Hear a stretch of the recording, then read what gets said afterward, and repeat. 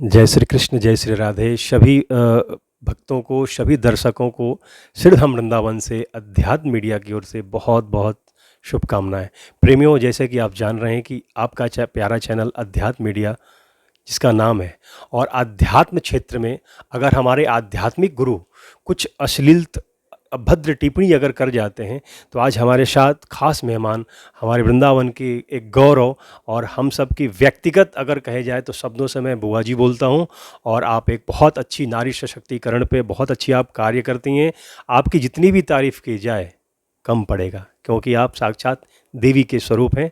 तो हमारे आदरणीय राष्ट्रपति पुरस्कार से सम्मानित हमारे आदरणीय डॉक्टर श्रीमती लक्ष्मी गौतम जी से आज मैं खास वार्ता करूंगा कि अभी हमारे बीच में कुछ कथा प्रवक्ता हैं, व्यासपीठ पर बैठ कर के ट्रेंडिंग में आने के लिए कुछ धर्म की मर्यादा के विरुद्ध खिलाफ बोल जाते हैं।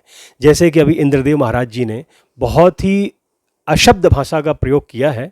तो हम अपने आदरणीय डॉक्टर श्रीमती लक्ष्मी गौतम जी से मैं पूछना चाहूँगा कि मैडम, आपकी इस पर क्या कदम है, क्योंकि आप एक वृंदावन के नारी सशक्तिकरण और आप बहुत अच्छे ख्याति प्राप्त एक हमारी बीच में एक अच्छी सम्मानित नारी हैं।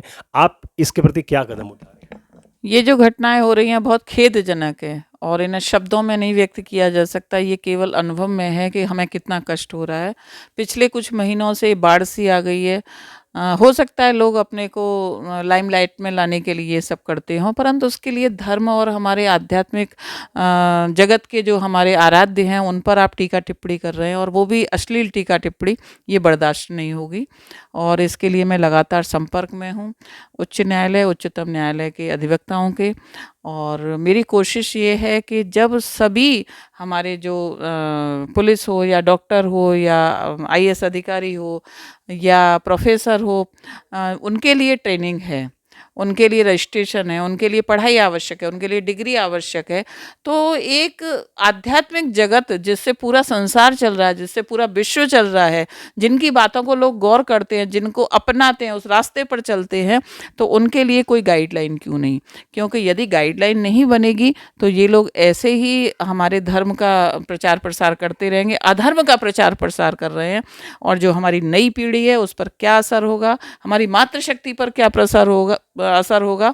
तो इसके लिए कोई भी गाइडलाइन बननी चाहिए, और उस गाइडलाइन में इन्हें हमारे विश्व के जो धर्माचार्य हैं, जो धर्मगुरु हैं, जो परंपरा से चले आ रहे हैं, उनको अपने साथ रखकर कानून की कुछ ऐसी धाराओं का या कानून के कुछ ऐसे नियम मानक बनाने चाहिए कि जिससे इन लोगों को ऐसा बोलने से, बेतुके बोलने से रोका जा सके और इनके खिलाफ कार्रवाई की जा सके।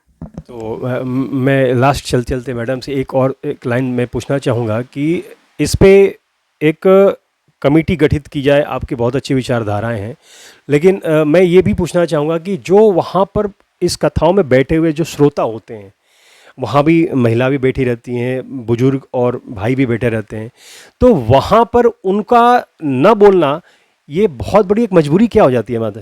मैं समझती हूँ मजबूरी तो नहीं, परंतु अब आप ये सोच लिए कि हो सकता है कुछ उसमें ऐसे लोग बैठे हों जो चाह के भी नहीं बोल पाए हों। ऐसा नहीं है, बुरा तो लगा होगा कुछ लोगों को, 10 में से 2 लोगों को बुरा लगेगा। अब मैं आपको बताऊं, ऐसे श्रोताओं में से मैं एक अन्य भागवताचार्य हैं वृंदावन में, जो अटपटे सवाल पूछते हैं। मैं कुछ दिन पहले उनकी वीडियो देख रही थी, 3-4 दिन पहले, तो वो उस महिला से, और वो युवा महिला थी, उससे पूछ रहे हैं कि आपके कितने पति हैं। तो ये बताइए, ये अटपटे प्रश्न यदि व्यास पीठ से, और वहाँ पर हमारी सनातनी कोई बेटी या बहन बैठी है और उससे ऐसा सवाल पूछा जाए। एक माता से पूछ रहे थे कि अम्मा बुढ़ापे में हो तो तुम्हारा प्यार कम है गो होगो। तो ये सवाल हमारे व्यास गद्दी को शोभा नहीं देते। अब मैं ज़्यादा, चूँकि मैं भी एक महिला हूँ, तो मैं ज़्यादा उस पर बोलना उचित नहीं समझती, परंतु मैं समझती हूँ कि नारी शक्ति को अपना परिचय देना चाहिए। वो देवी दुर्गा का अवतार है तो काली का भी अवतार है। यदि कोई व्यक्ति स्त्री के जो अंग वस्त्र हैं उनके लिए इस तरीके से यदि टिप्पणी कर रहा है तो फैसला तो वहीं हो जाना चाहिए था। फैसला, यदि कोई एक महिला खड़े होकर यदि आवाज़ उठाती तो मैं समझती हूँ धीरे धीरे वहाँ बहुत हुजूम खड़ा हो जाता, परंतु महिलाओं की भी कुछ मजबूरी तो नहीं कहेंगे, कमजोरी है ये। बहुत बहुत धन्यवाद हमारे आध्यात्म मीडिया वृंदावन की ओर से मैम श्रीमती आदरणीय डॉक्टर लक्ष्मी गौतम जी को बहुत बहुत मैं आभार प्रकट करता हूं कि आप जैसे मातृशक्ति हमारे बीच हैं और समाज के लिए सदैव आप फाइट यानी आगे बढ़ कर के लड़ती हैं। इसके लिए मैं आपका शब्दों से आभार प्रकट नहीं कर सकता हूं। राधे राधे।